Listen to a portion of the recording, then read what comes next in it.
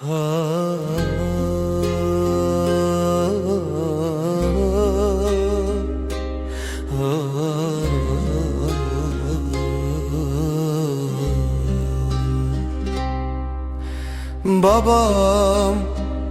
sesini duyar gibiyim her an. Seninle öğrendim hayatın anlamını.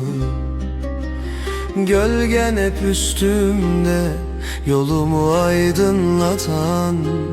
Babam, kalbim seninle dolu her zaman.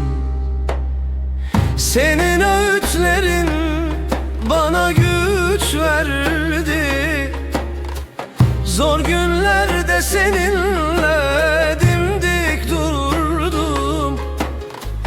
Her gülüşünde buldum huzuru.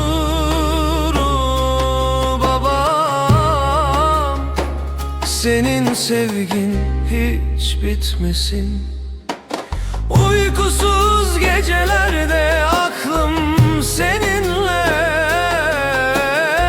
Senin ellerin hep yanımda. Her adımımda hissettiğim güven. Babam, minnetim sana sonsuz.